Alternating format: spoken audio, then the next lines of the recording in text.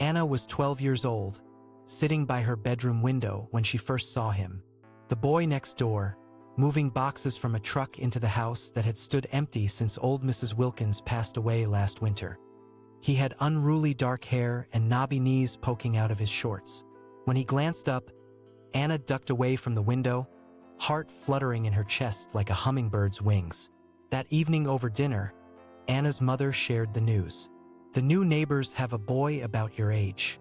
Owen, I think his name is. Maybe you two will be friends." Friends. The word stuck in Anna's mind as she drifted off to sleep. Owen. She whispered his name to her teddy bear in the dark. The next day, Anna perched on the low branch of the big oak tree between their houses, book in hand, trying to seem nonchalant as she peeked over the pages. When Owen emerged into his backyard, she held her breath. He squinted up at her, shielding his eyes from the sun. "Hi," he called out. "I'm Owen. What's your name?" "Anna." Her voice came out as barely a squeak. "Whatcha reading?" She held up her worn copy of The Secret Garden. Owen ambled over to stand at the base of the tree, neck craned back. "I've never read that one.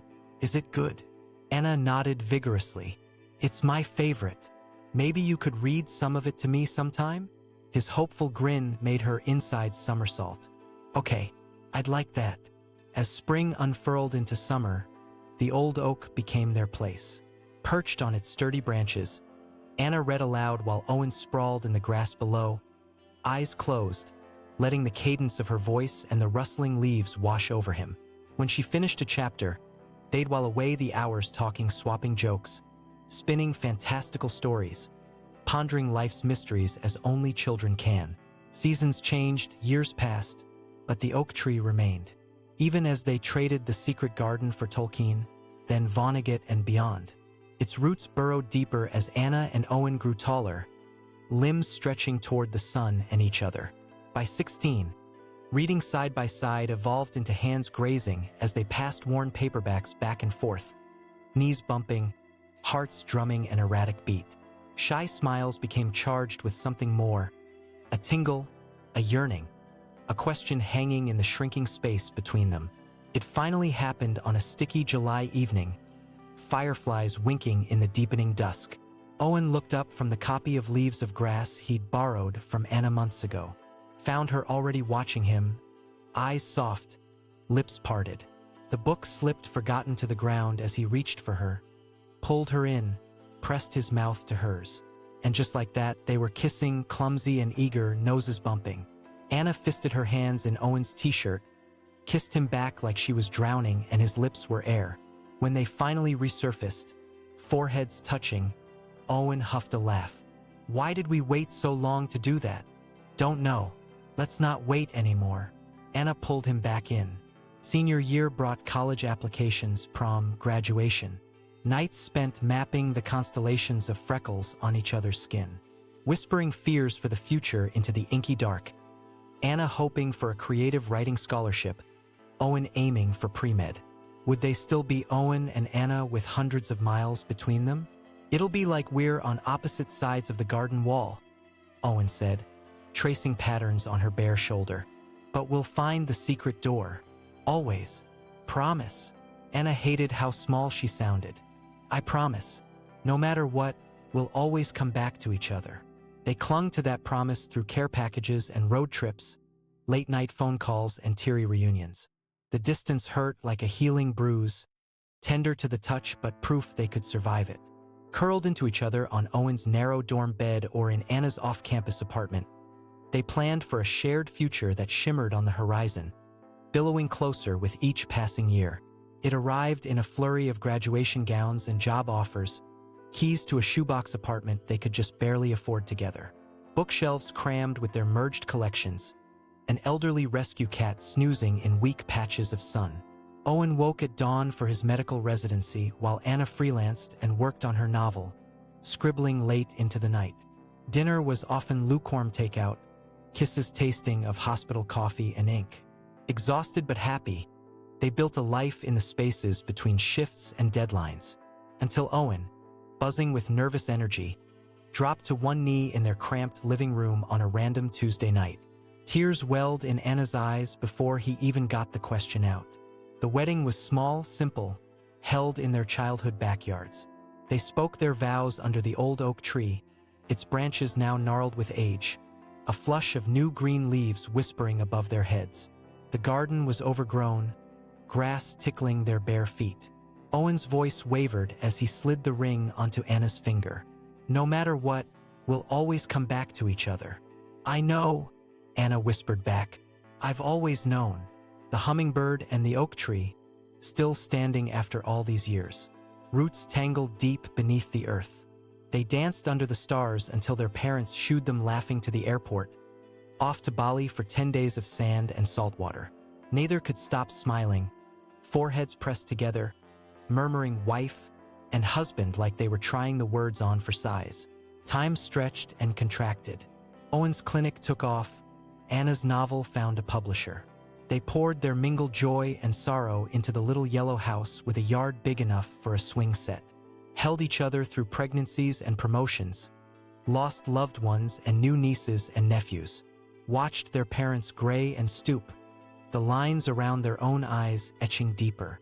Some nights after the kids were asleep, Anna would look across the dinner table strewn with bills and sippy cups and see Owen at 17 again, gangly limbs and crooked grin.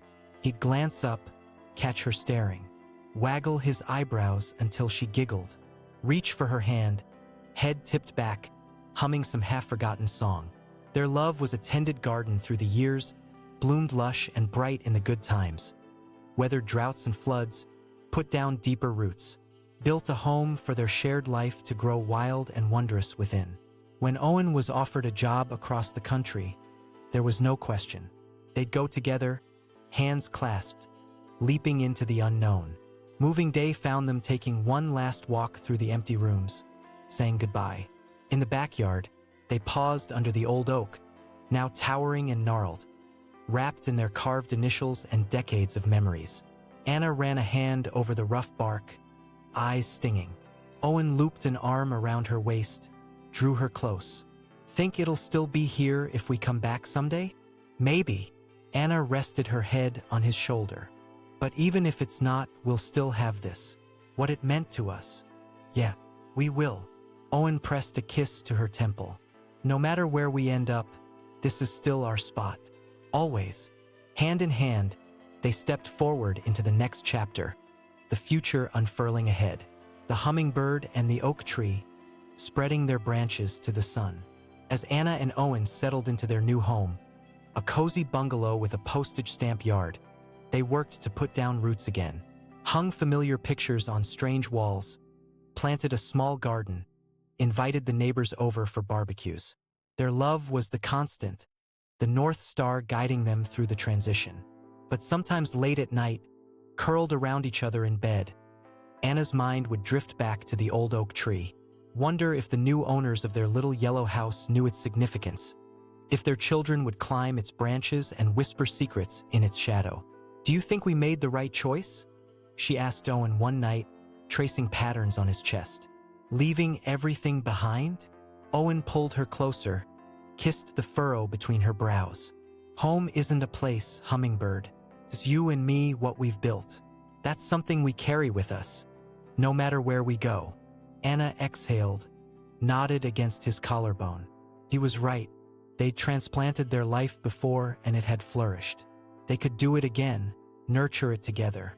As the years unspooled, they grew into their new hometown, watched their kids graduate high school, choose colleges and careers. The walls of their house gathered more photographs, anniversaries and grandchildren, vacations and quiet moments, evidence of a life well lived, a love well tended. Retirement brought a slower pace, more time for hobbies and travel. They took ballroom dancing lessons, spent lazy afternoons reading to each other in the dappled shade of the plum tree in their yard. It wasn't the old oak, but it was theirs, a new sanctuary found and fostered. Until one crisp October day when Owen, hands shaking on the steering wheel, turned to Anna and said the words she'd been dreading since his last doctor's appointment. "It's cancer, stage 4. The bottom dropped out of Anna's world. She clutched Owen's hand as he explained the treatment plan, the prognosis. tried to focus on the doctor's reassurances rather than the pitying look in her eyes. They'd weathered storms before, but this was a hurricane threatening to uproot everything they'd planted. Anna found herself reaching for old traditions to keep them grounded. She read aloud to Owen during his chemo infusions, Keats and Neruda, love poems to drown out the beeping machines. They took short walks in the park near the hospital, leaning on each other, catching their breath on a bench beneath a towering maple. Not the same, but still standing. Owen fought hard, determined to wring more joy from whatever time he had left. They danced in the kitchen on his good days, swaying to Van Morrison, socked feet shuffling across the linoleum. He doubled over laughing at Anna's impersonation of their least favorite nurse, the one who always mangled his name. They clung to each moment, precious and fleeting. On his last night, as machines beeped and hissed around them, Anna crawled into the narrow hospital bed, curled herself around Owen's frail frame, hummed the tune of the song they first slow danced to at senior prom, a lifetime ago. Owen's voice was barely a rasp, but he squeezed her hand with all his remaining strength. No matter what, we'll always come back to each other. Anna let the tears fall into his thin hair, pressed her lips to his temple. I know. I've always known. She held him as he drifted off, finally at peace. Held him long after his breathing stilled, the monitor flatlined. The hummingbird and the oak tree one last time. The funeral was simple per Owen's wishes. Anna stood stoic in her black dress, accepted condolences, shook hands, let their children and grandchildren hold her up. It wasn't until she was back in her empty bedroom that she let herself shatter, clutched Owen's pillow to her chest and screamed into the fabric, inhaled the fading scent of his aftershave, wrapped herself in his ratty college sweatshirt and wandered aimlessly through the rooms they'd shared, a ghost untethered. In those early days of grief, it was the garden that saved her. She'd always left the tending to Owen's patient hands, but now she threw herself into weeding and pruning, hands in the dirt, sweat mingling with tears, coaxed his beloved rose bushes back to life, planted bulbs for spring. The work was its own kind of prayer, a way to nurture something when her own roots felt ripped out. And slowly, in fits and starts, Anna began to heal. Not move on, but move forward.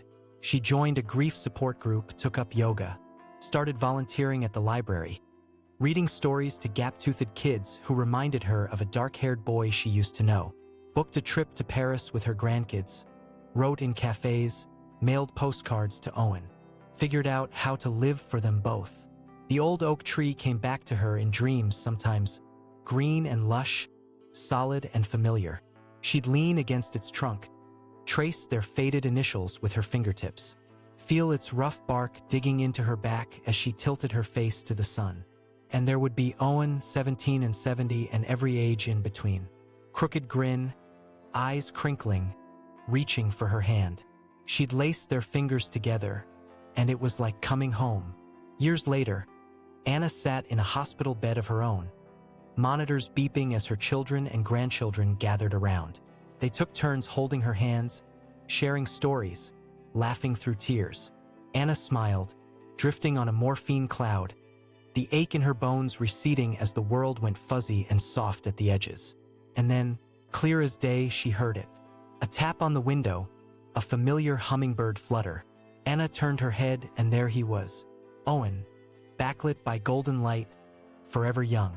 He held out a hand, eyes sparkling with joy and mischief and a love that even death couldn't touch. Hey there, hummingbird. Ready for another adventure?